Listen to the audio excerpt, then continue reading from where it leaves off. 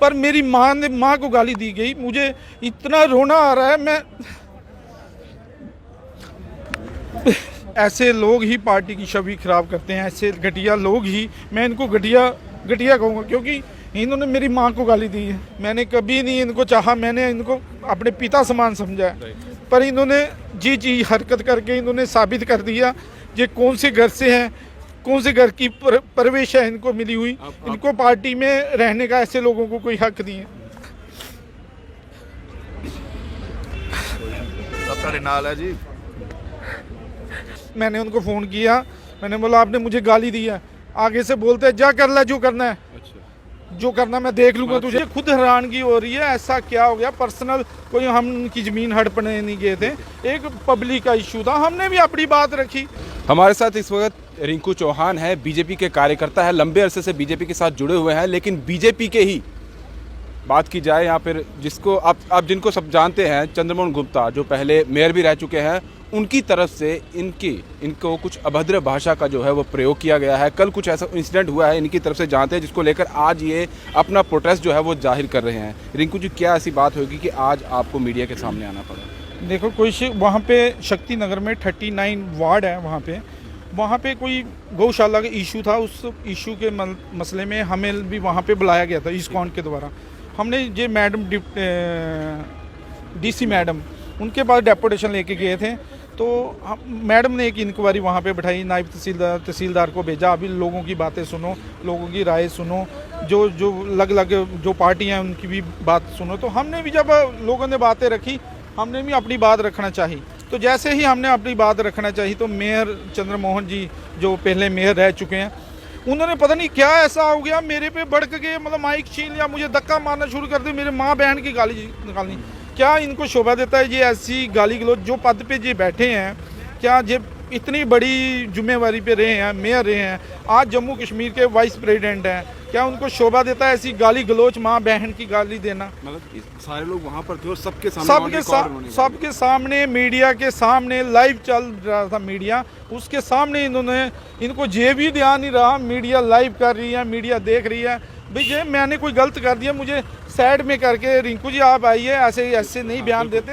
कोई जैसे बाप बेटे को समझाता है, ऐसे हमने उन नज़र से उनको देखा है।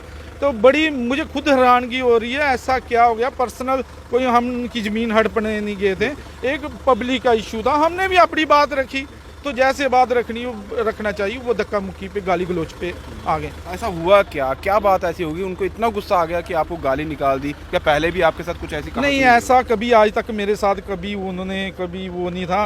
पार्टी के कार्यकर्ता है, हमें पता है, senior leader, corporator, mayor, minister, हमें पता है इनकी सभी की इज्जत कैसे करनी, हम अच्छे तरीके से जानते हैं और बहुत आदर मान करते थे। पर इससे उनको साबित कर दिया। ऐसे मैं तो कहता हूँ को कौन से, जहाँ से पता चलता है कौन से घर के परवेश है उनकी, कौन से घर में कितनी उन्होंने गंदी गाली देती, मैं अपने मुंह से निकालना मैं ये समझ नहीं पा रहा हूँ, क्योंकि आप भी बीजेपी के हैं, वो भी बीजेपी के हैं। एक बीजेपी का कार्यकर्ता दूसरे बीजेपी के साथी को अपनी इस तरह से गाली निकाल रहा है, ये कुछ हजम नहीं हो रही। मुझे खुद नहीं समझ आई। देखो, पार्टी का कोई कसूर नहीं है, पार्टी का ये नहीं है, मैं पार्टी का कसूर नहीं निकालूंगा। जो ऐसे जो चेयर का नशा हो चुका है इनको, शायद मेयर पद पे रहे हैं, उसका नशा अभी तक मेरे ख्याल उतरा नहीं है। वो समझ बैठे हैं मैं डॉन हूँ जम्मू का, मुझे कोई कुछ नहीं कर सकता। जब मैंने इनको फ़ोन करके, मुझे तो बाद में पता चला, मुझे तो लोग खींच के ले गए पीछे, इन्होंने लोगों को बोला ले जाओ इसको, बाहर निकालो इसको। जब मुझे लोग खींच के ले गए, बाद में मैंने मीडिया में देखा, इसने तो मुझे गाली दी है, माँ की गाली दे दी, मुझे धक्के मार दिए, कोई बात नहीं, ठीक है, बर्दाश्त कर लिया, ठीक है, आप सीनियर हैं, मार दिए, कोई इशू नहीं है। पर मेरी माँ को गाली दी गई, मुझे इतना रोना आ रहा है। मैं चलिए हम समझ सकते हैं। देखिए, कुछ भी हो, कहीं भी कुछ हो, गाली देना किसी का भी नहीं बनता है। और ये जिस तरह से ये बता रहे हैं, क्योंकि आप इतने बड़े पद पर बैठ चुके हैं, जम्मू के मेयर रह चुके हैं और फादर ऑफ सिटी उन्हें कहा जाता है जो भी मेयर बनता है, और इस तरह की अगर आप चीज़ें करते हैं, कहीं ना कहीं अपने ही साथियों के साथ इस तरह का अभद्र व्यवहार करते हैं, हालांकि करना किसी के भी नहीं चाहिए। और जब ऐसी चीज़ें आती हैं, कहीं ना कहीं दिल को भी ठेस पहुँचती है कि हम इतने पूरे तरीके से हम एक पार्टी के साथ जुड़े हुए हैं, हम इन लोगों को अपना आदर्श मानते हैं, और जब वो लोग ऐसा करते हैं तो कहीं ना कहीं दिल को ठेस पहुंचती है। अब चाहते हैं क्या उनकी तरफ से कोई उसके बाद कुछ बात कही गई, आपसे माफ़ी मांगी गई या नहीं? कुछ भी बात नहीं हुई अभी तक कोई माफ़ी नहीं मांगी गई। मैंने उनको फ़ोन किया, मैंने बोला आपने मुझे गाली दी है, आगे से बोलते हैं जा कर ले जो करना है, अच्छा, जो करना मैं देख लूँगा तुझे। सीधे सीधे वो दादागिरी जी, तो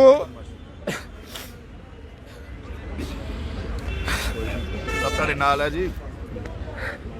अब कहिए कहिए अपनी बात कहिए कोई। करो जो गल दिल दी करो, जी नाल है ਤੁਹਾਡੇ खड़े सारे।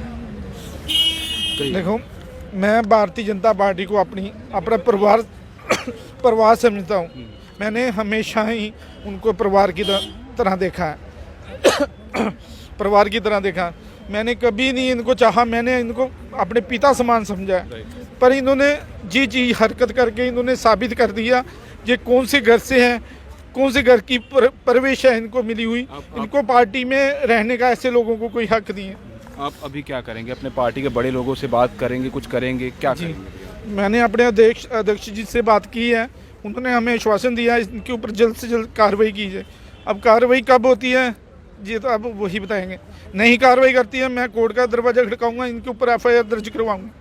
और साफ तौर पर कहीं ना कहीं जो लोग दिल से अपना काम करते हैं, पार्टी के साथ जुड़े होते हैं, जब उनके साथ इस तरह का व्यवहार किया जाता है, गलत व्यवहार और जो शब्दावली इस्तेमाल की जाती है, जब वो ऐसी होती है तो कहीं ना कहीं दिल को ठेस पहुंचती है और वो आहत पहुंचते हैं कि हमने सर्वस्व जो है वो पूरे इस पार्टी को दे दिया है और उसी पार्टी के बड़े नेता जो हैं इनके साथ इस तरह का व्यवहार करते हैं। दिल को ठेस पहुंची है, इसलिए आंखों में आंसू भी आ जाते हैं। कहीं ना कहीं हम लोगों को ये समझना होगा कि जब हम लोगों में होते हैं, हमें कई लोग देख रहे होते हैं, उस समय अगर हम इस तरह की चीज़ें करते हैं अपने साथियों के साथ तो उन लोगों की छवि पर किस तरह का असर पड़ता है। हालांकि इनकी छवि पर नहीं पड़ा है, ये मेयर साहब को देखना चाहिए कि आप कितने बड़े पद पर रह चुके हैं और आप जब इस तरह के शब्द बोलते हैं तो कितना असर उसका पड़ता है एक पब्लिक पर भी और इन लोगों पर भी जो एक कार्यकर्ता के तौर पर देखा जाए तो ये बीजेपी के साथ जुड़े हुए हैं। और बीजेपी हमेशा कहते हैं कि हम आम जनता की पार्टी हैं, कहीं ना कहीं अपने लोगों के साथ। इन्होंने कहा है कि बीजेपी ने नहीं किया है, लेकिन कहीं ना कहीं बीजेपी को यहाँ कुछ ना कुछ संज्ञान लेना होगा और उन पर कोई ना कोई कार्रवाई जरूर करनी होगी। पार्टी का कोई कसूर नहीं होता है, पार्टी ऐसे लोग ही पार्टी की छवि खराब करते हैं, ऐसे घटिया लोग ही,